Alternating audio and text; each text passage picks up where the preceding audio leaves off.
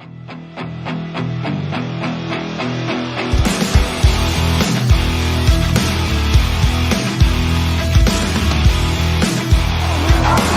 a touchdown for the Hamilton Tiger Cats.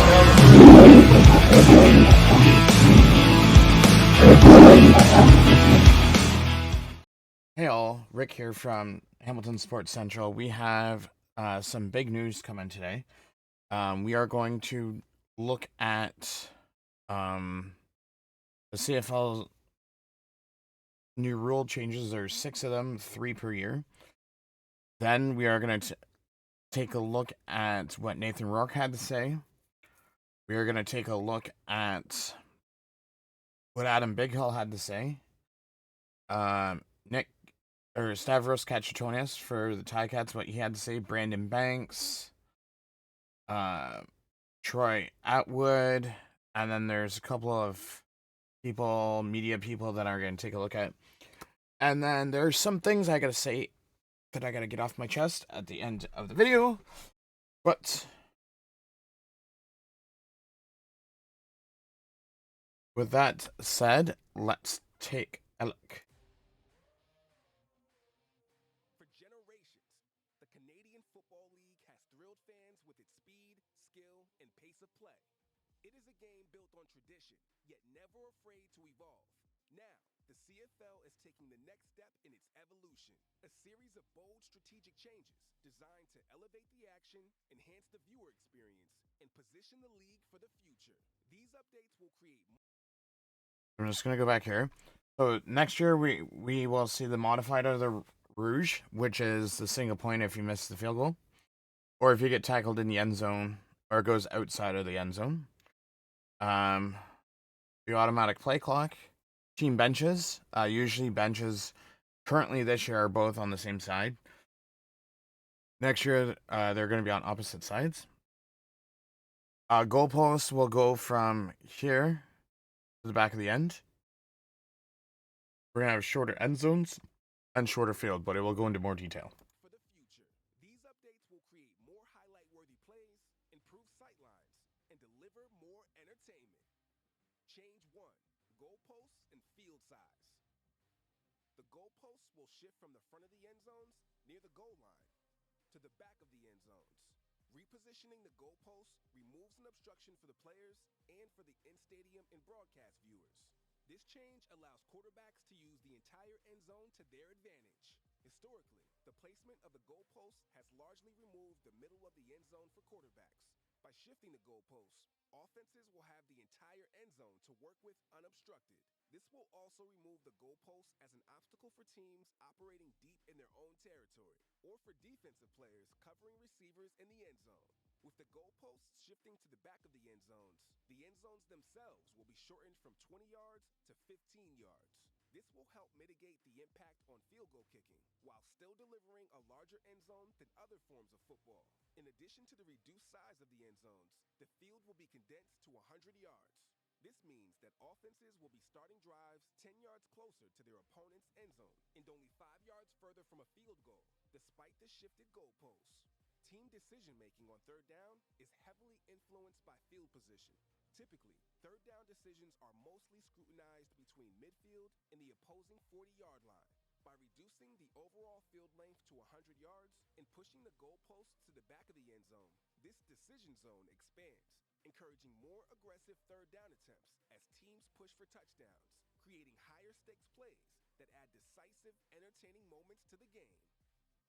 Change 2. Rouge Rule redefined. The Rouge Rule gets a modern twist. Now, a single point is only awarded if the return team is tackled in the end zone or concedes voluntarily. No more points for missed kicks or punts, or kickoffs that sail or bounce out of the end zone. This eliminates a reward for failure, removing the risk of a game being won by a missed attempt. Kickers may also be encouraged to keep the ball and play more, forcing returns and creating opportunities for cover teams to trap opponents in their end zone. Offenses lose the safety net of guaranteed points on deep kicks, shifting decision-making towards more aggressive third down attempts and precision kicking. Special teams coordinators gain an expanded tactical role as directional kicking, coverage schemes, and situational rouges become more meaningful parts of the game. Change 3, play clock reset. Where Introducing an automatic play clock reset, keeping the urgency up, the tempo fast, the action flowing, and the game flow consistent. Previously, each play required the official to reset the field for the next play and blow in the start of a 20-second play clock. The reliance on the official to initiate the play clock led to variability play by play and game to game. By moving to a 35-second play clock that resets automatically after each play, the CFL's unique pace will be maintained with consistency across games. Change 4, opposite sidelines.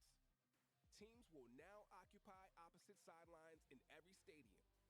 This consistency improves visual presentation, reduces congestion, and streamlines player substitutions, as players will be closer to the play, regardless of where the spot of the ball is. It's a small shift with a big impact on game flow and presentation. These upgrades are designed to both honor tradition and embrace innovation. More touchdowns, cleaner visuals, smarter rules, a more entertaining game for everyone. Welcome to the new era of the Canadian Football League.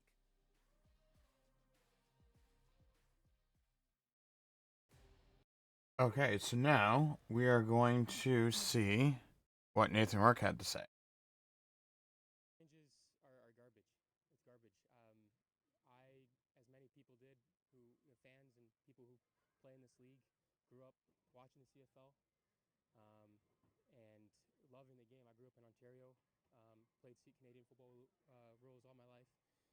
Was aware of and was a fan of the league down there, but was a fan of the CFL because of its differences. I went down to the States, proud of the game, being able to explain the differences. The waggle, the yard, the extra person. These are the things that are unique about the game that make it different. And there's the rule changes to me make it sound like we want to be that league down south. We want to be that league. And from recent history and years past, leagues that have tried to emerge to try to be like the NFL haven't existed for very long. The CFL game has existed for longer than the NFL.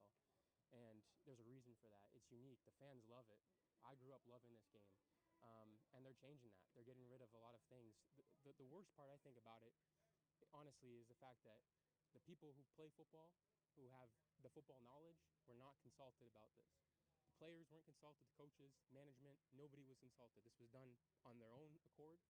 This was done independent of asking anyone who actually knows football what they want to do, what they think would be better. We have a commissioner who hasn't been here for a year, who's already trying to change the game. And I don't believe he loves football as much as I do, as much as many fans do, as much as people who grew up loving this game. I don't think you cannot make adjustments like this and tell me that you like football, but you love the Canadian football game because you're changing it. And what we're moving towards is not the Canadian football game that I grew up loving, that I'm passionate about, that I came back and played. I went down and played in the NFL in that league, and I came back knowing that this is the game for me because of the uniqueness of it, what's special about it, and we're getting away from that, and that, frankly, makes me pretty pissed off. So let's talk about a couple of things just from like practical rules as opposed to kind of a philosophical, emotional piece, which is totally fair. The goalposts being taken out from the goal line. Mm-hmm. How does that impact you as a quarterback? Like, does it open things up and create potential more opportunities? I mean, I don't think that Buck and I have ever sat down on the night before day 3 when we put in our red zone stuff and said, what do we do about the goalpost in the middle of the field? That just doesn't happen. If anything, offensively, we're using that as a vehicle to be able to get ourselves open. It's an extra person to be able to rub things off. It was the first time I hit the goalpost this year. That was my own fault. And looking at it, probably would have been good. It probably would have been an interception. You move the goalpost back, you get rid of one of the things that's most special about the league, which is its special teams. You cut there's people who have made a career in this league. We're going to be playing one of the best in the league this week with Grant. He's one of the best in the league at fielding missed field goals and returning them and making huge plays out of them. People have made careers. That's all they do. We're taking that out. That's not a thing. You move it to the back, it's not a thing. It's not a thing anymore. So again, we're moving in the direction of the NFL where they don't like special teams. They want to make it more and more less of a part of what the game actually is. We've always embraced that. I think that's what's awesome about it. It's more exciting, but we're getting away from that, and that's unfortunate. Isn't there bad optics when a game gets decided on a failed play? Like when a kick is missed and goes out of the end zone, doesn't get a chance to be returned, Yeah. but you're still being rewarded for that. Like, they there are fans or people that maybe aren't fans and would like to become fans that think that some of that stuff doesn't make the league necessarily look positive. Mhm. That you're eliminating some of those opportunities as well. Can you Mhm. see it from that side at all? I can see what them not wanting to do that, but again, I think that those type of instances happen so infrequently that they only are big deal because of it's happening. The other times that it happens, there's it's more often than not it's what they would call a touchback, right? You're getting into the end zone, you're not having a chance to return it out. That when he missed the field goal, they were so close. Just don't allow him to get so close so he can do that. You know what I mean? Like it's a part of the game. Again, special teams is a big part of the game. They're embracing it. You're gonna have instances where that's the thing. I think that's the trade-off. But again, the Rouge is something that's uniquely Canadian, something that again I grew up with, loving and being able to embrace that is and embrace special teams. I think is amazing. It's a part of the uniqueness of the game, and the commissioner talked about wanting to preserve the Rouge. I don't believe him. I don't believe him. Anything you like about them? One more question. Anything more? Anything you like about the rules? Are there any? The only thing that I think was positive was moving the teams to separate sidelines. I do see that there's some advantages to having people on both sidelines just for subbing and stuff like that. But the reality of it, whether it's the dimensions of the field, whether it's whatever it is, whether it's a rounded end zone, we're playing on the same field. So we're at McGill and there's rounded end zones, right? Every team's playing on it. We're both dealing with it. So it's just like we both deal with it. You're on the two different sidelines. One half is going to be harder. One half is going to be easier, or one quarter, it's going to be easier. So, we're all dealing with those things. I don't see a competitive advantage. I do see, I think it's probably easier, so no one can say anything. But that's the extent I think of the decisions they should be making. I don't think they should be making anything about the game itself. Can we ask about football? Yeah, Like, you can not ask. rules? Sure. Yeah. Offensively, you guys are looking like you're in a pretty good place right now. Just how confident are you guys feeling as a group? Yeah, we're feeling confident. We're feeling confident. We feel good about the amount of things that we're doing.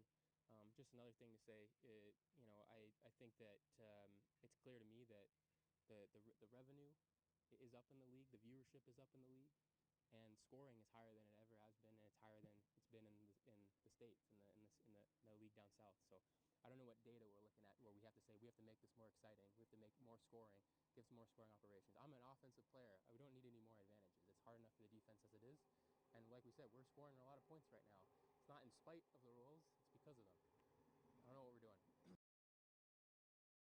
So that is the Nathan Rourke one. So now let's go see what Adam BOMBSHELL, who is a member of the CFLPA, has to say. At the end of the day, we know that the board of governors and the league, they have a mission to, drive revenue and increase excitement in the game and overall grow this league. And so we respect that, that's their role. And, really as players, if that's what we're doing, we're behind that. I think coming from a PA standpoint, right, we're focused on the collective health and safety of the players as well as, growing with league success. So, to some degree, like we don't call the shots, but we're all part of this together if that makes sense. Is there any one change that kind of caught your eye more than another? You're expecting, not expecting, or? Being a part of the executive board, me and the board were briefed ahead of time on these changes, so we've had some time to, bring our thoughts back to Stuart and their board and have some dialogue. So, I know for a lot of the players across the league would be all brand new today. I've had some time to digest it. So, but regarding that, I mean, I kind of already said it. I mean, this is a bit of Stuart's vision in driving this game forward, and we're going to stand behind it as long as that's taking care of player safety and us growing in the game, and we're happy. Is there anything in these rules that might concern you about player safety, like the clock maybe, or like it feels like even the players having to be on opposite sidelines, that's probably a benefit for everybody. Yeah, players on the opposite sideline, I think that's the way that it should be all the time. I mean, it's just very hard for substitutions when you're at the far end and you got to run all the way down to the 2-yard line on the other side. Teams use that to their advantage. They'll change personnel groups and make all your guys have to run, and then in midway they'll change their personnel group back, and then you got to run them all the way back. Like there's a game within the game there. So yeah, sidelines is better. I mean, obviously a field goal post at the front of the end zone, it it is unique about the CFL, but there is a health and safety component there. Thankfully, we don't see and haven't seen a lot of incidences with the goalpost, but that's purely because offensive coordinators are smart. They're not trying to run their players or anybody into the post for the most part, and so it rarely ever happens. But you see the talking points of really what the league expects. More open end zones for more target throws. Less throws just to the corner of the end zone. And opening up the playbook in terms of how they can access the end zone. Mission was to make the game more exciting. Does this, do you believe, help make the game more exciting? Well, I mean, listen, I think the game comes down to coaching, right? So, I think what Dave says, what he sees, what the other coaches around the league see, how they want to call plays is going to tell you really the answer. I can only speculate. I can say with the goalpost out of the middle of the field, I can say it's going to be harder to defend the end zone, right? Yeah, it's 15 yards, not 20 now, but it's still a lot of space, and so it's harder to defend the end zone. So, I can say that with certainty. Your thoughts on a 100-yard field? Not a lot. Doesn't sound like a lot, but does that impact how you might face offenses? I'm not necessarily thinking that's going to change much because, if anything, you're looking at, where does the field goal kicker now have to get to be able to make makeable field goals? Now, currently you're at a 40-yard field goal. That's really, a 47 and a half. But if you're on the 40 and the fit back to the end zone, that's a 62, I think, and a half yard field goal now, if my math's right on the spot here. So, you got to get field goal position much further into positive territory. So I don't know what's that going to do to play calling. Is it going to make play calling more aggressive, or is that going to call play calling to punt more and kind of try to tag it into the corner of the end zone? Yet to be seen, but like I said, Dave and the other coaches are going to have a much better opinion on how they're going to call the game with these rules.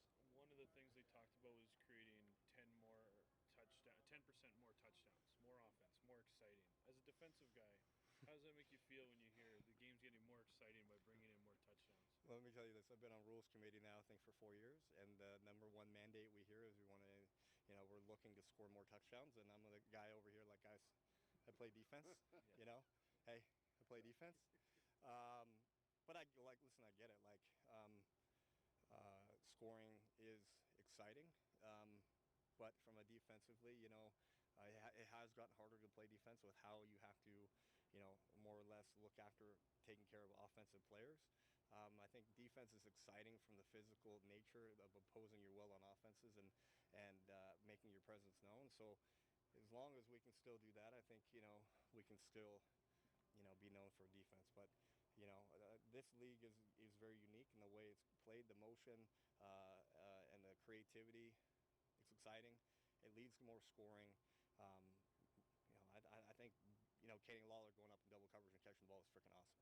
I love it, So, I mean, more scoring is better for enjoyment, but just cheer for defense too, all right? Okay, so that's Adam Bighill's comments.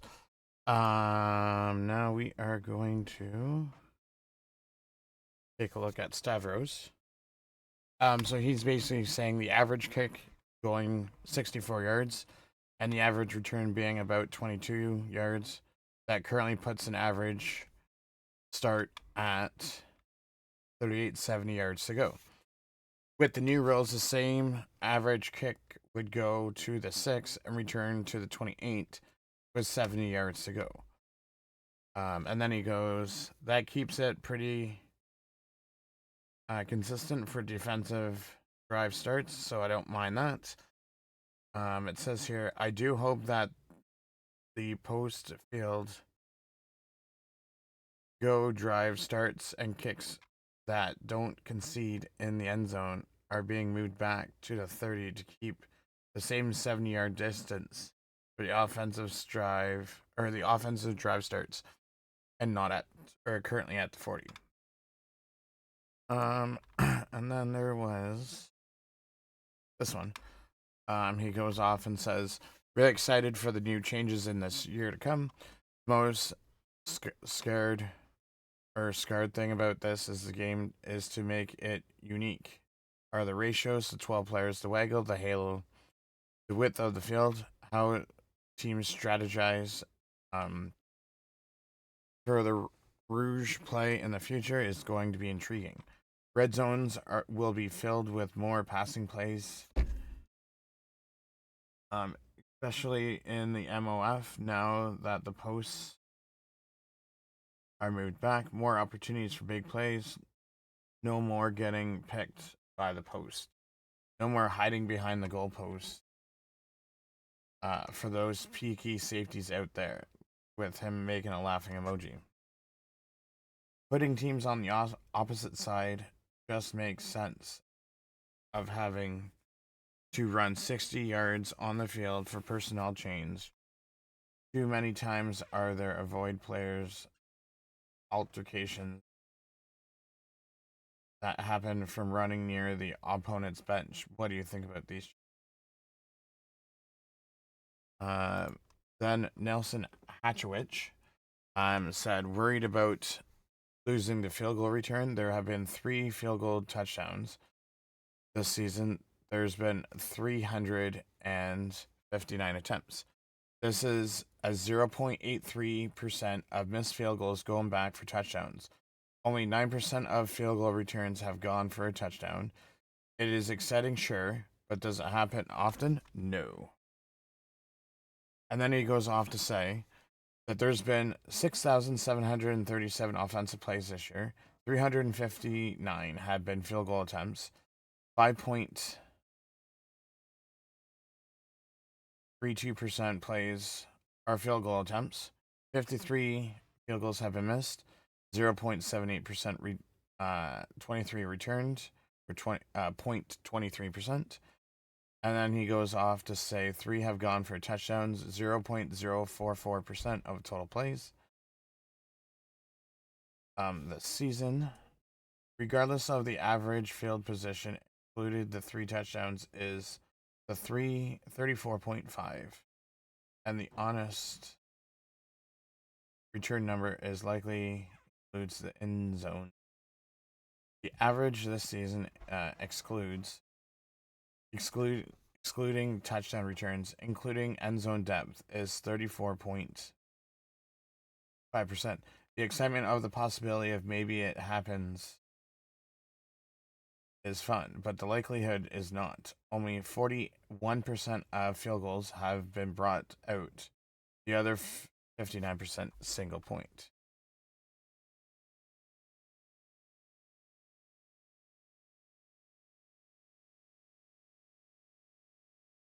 So then we'll go to Luke Wilson. Luke Wilson says, overall, these are great plays by the commissioner. Despite the false and ridiculous and rhetoric from Rod Peterson, the commissioner seems to have thread the needle and kept the game unique Canadian while creating a lot of excitement. 2026 different sidelines. I couldn't be more on board with this from one professional standpoint. 2, from just as the commissioner says, a player is having fun. To run farther is way for ridiculous. 2, play clock to 35 seconds. Having a ref signal the play clock begins is ridiculous. This will standardize everything and take something off the ref's plate. Game will be more fluid. Great move. Out of bounds Rouge. I feel like most people agree with this is great. Keep the Rouge, just a small adjustment. Great move. 2027, the 3 or the 2 changes. We have standardized end zones at 15, uniquely Canadian, 50% larger than American end zones can now be standardized. Also create more electric goal line coverages and stops. Tighter window throws as well. Goalpost back, thank God. Eliminating the 55. I don't quite understand this as much. I'm assuming there will be more analytics done, but with the goalpost moving back, maybe keep scoring up. They shorten Field. In all, great day for Canadian football players. Huge buzz. Pundits trying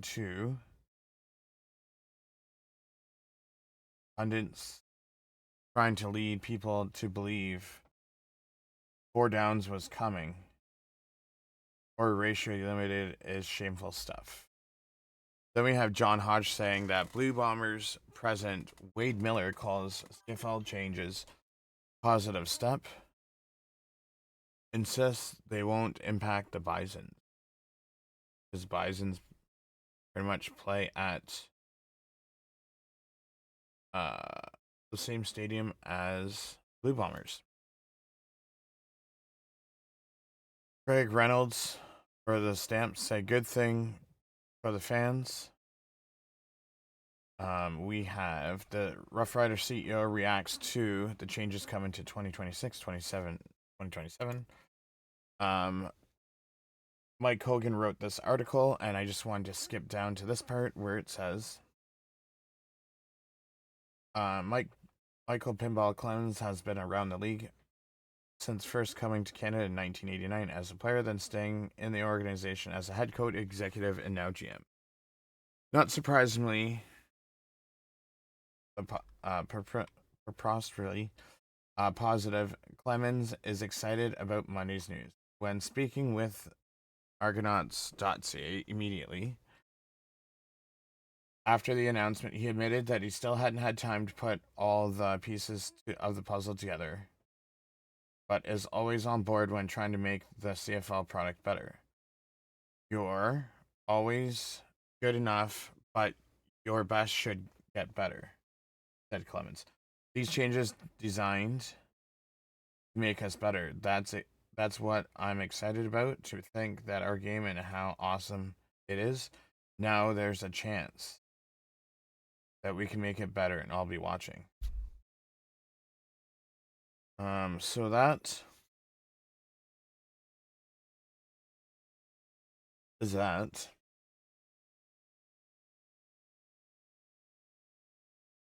We have Derek Taylor, who is the voice of the Blue Bombers. He says he loves the Rouge change, likes the 30-second automatic play clock, consistent end zones, benches on opposite sides in all stadiums. Then he has moving the goalpost to the back of the end zone and unsure about the field to 100 yards. And then he goes on to say new rules that will give us more onside punts, hopefully not those dribble ones though. A couple of more kicks. A couple of more kickouts on missed field goals late game instead of running it out. Fewer Dinwiddie's scraps with the other team. Okay. Troy Westwood goes on saying, moving the goalpost is long overdue. Makes scoring touchdowns safer and easier. Short field makes touchdowns easier. More scoring is good. Smaller end zone is no biggie. And also says that no more Rouge unless the return kicker kneels in the end zone. I now go from 6th all-time leading scorer to 27th. And then Tim Baines, who used to write for the Red Blacks, says, I like the CFL changes announced today. In my opinion, none take away from the integrity of the unique brand of football. Should add entertainment value. It's hard to use the argument, if it's not ain't broke, don't fix it, when fan support isn't what it used to be. So, if you want to go and read those posts, you can pause it and take a look. So I have a couple of thoughts.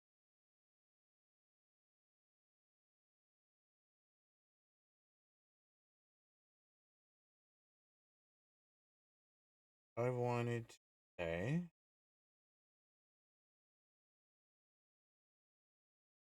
Where was it?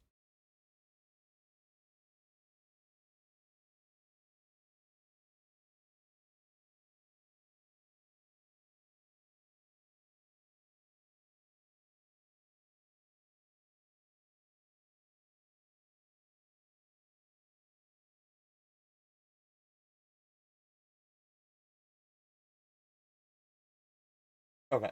My first one. Everyone is entitled to their opinion. Does everyone think the same? No. But let me put it this little timid out there. And I posted this. I said not to get, not for the poster of this post, but for everyone. I get that people hate changes, but at the same time, let's say your job,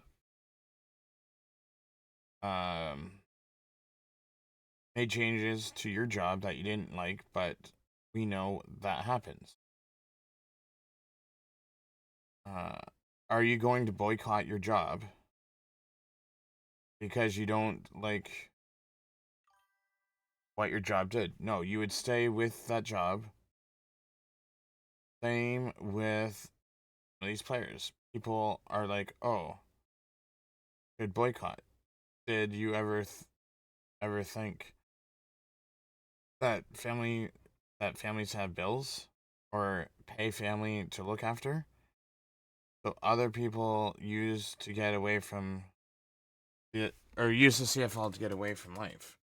So here's my thought on that is there was a bunch of Cat fans that were saying, "Oh, we should go boycott the league." And it's like, "Hey, if you go to boycott the league and you go to boycott or players go to boycott the league, because as you can see, some Canadian players like it, some don't. I'll just use the players for example. So if the players were to boycott the league, players wouldn't get paid, which means bills would not get paid. People won't eat. You can't get paid unless you play. So obviously, the players have to play to pay bills. People are going to be like, "Oh well, they." Oh, what were some of the comments? Some of them like football better than getting paid. Okay, so you go tell someone like Nathan Rourke to sit out, not get paid what he's paying, and just sit out. If you told him at the beginning of the season to sit out and not get paid at all this season, and not make 600,000, he would tell you to go fly a kite. Just being honest. Some people are saying, "Oh, I'm going to go cancel my seasons." You're allowed to cancel your want. No one's stopping you. But at the same time, regardless if you buy those seasons or you sell those seasons or not, there's always fans out there that are gonna buy up your seat. And then you decide, "Oh well, I changed mine. I want to get my seats back." Well, you know what? It's too late. You can't get your seats back. So someone had asked me today, um, on X, what's your breaking point? And I just want to make sure that I pull up the actual verbiage. I don't.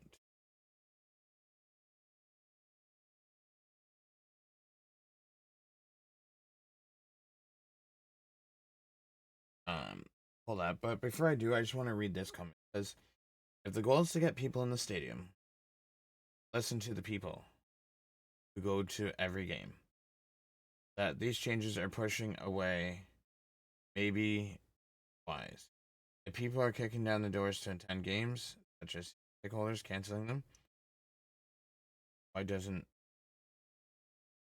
or if people are kicking down the door to attend games, such that season ticket holders canceling doesn't matter why the change.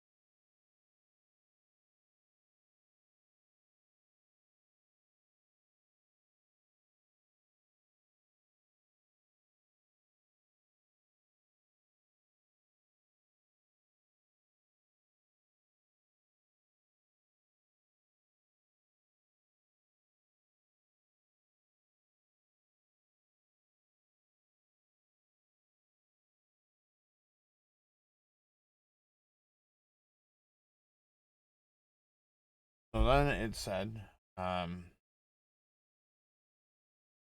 if people wanted to buy, oh yeah, because I made the comment of, um, you know, people are gonna cancel tickets. There's wait lists and everything. So if people want to cancel,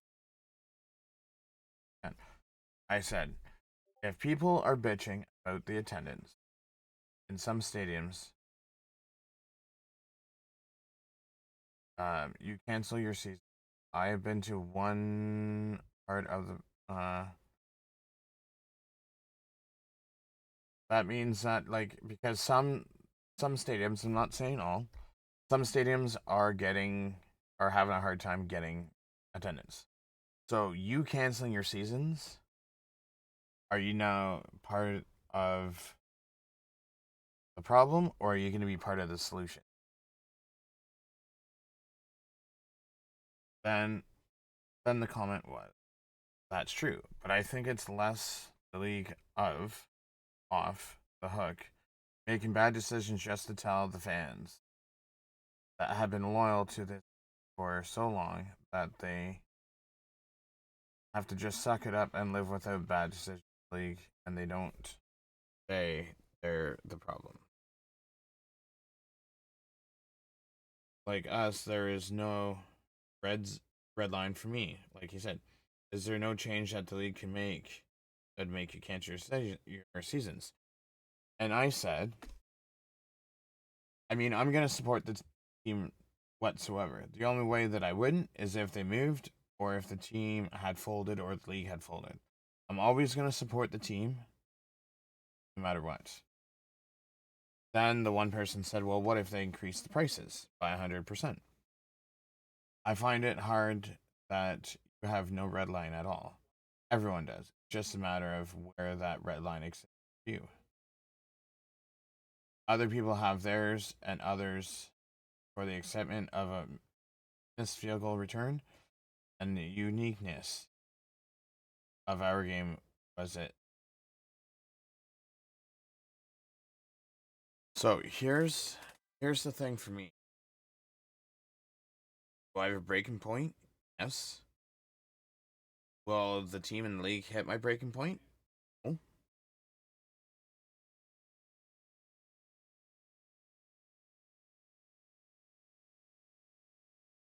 It's just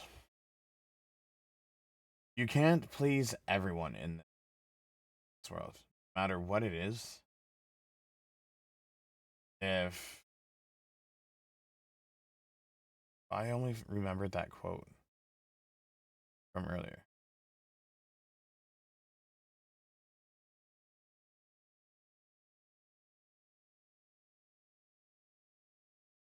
Is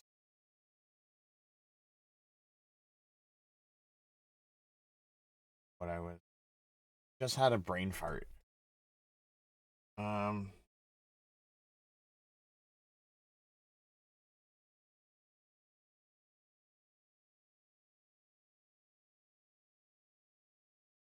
No, you can't always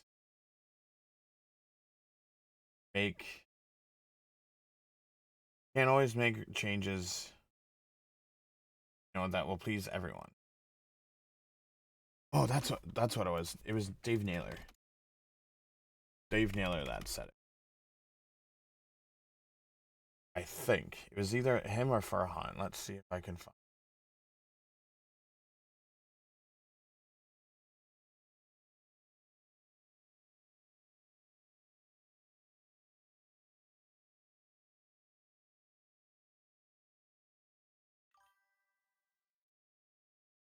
He said the governors who hired Stuart Johnson gave him a mandate for change, backed him unanimously on announced measures. He then said, I understand why players coach might be upset. They weren't consulted, but as sure as the sun come up tomorrow, the result that would be status quo. And Stuart Johnson was hired and told status quo was not an option.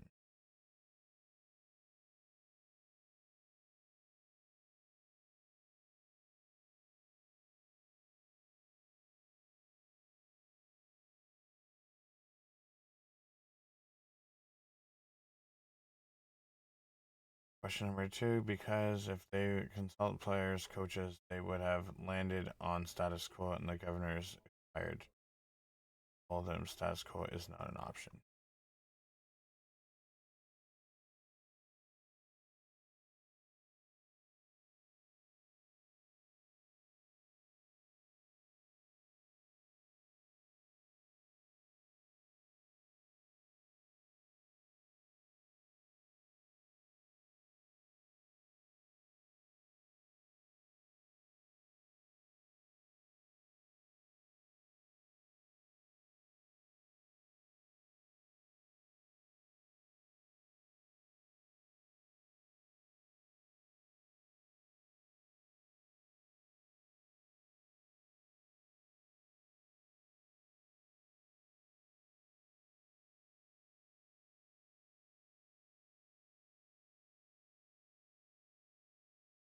His job was not to have everyone on board. It's not even close. He's not the caretaker commission, the agent of change.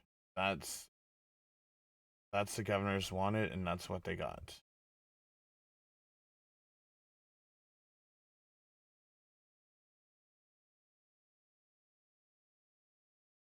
I understand that players and coaches might not have been consulted, but sure as sun will come up. That one.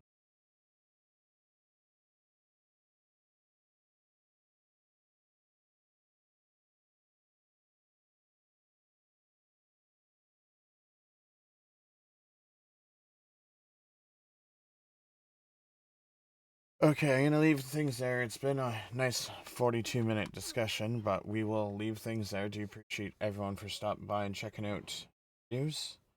Greatly appreciated. This is Rick from Have a great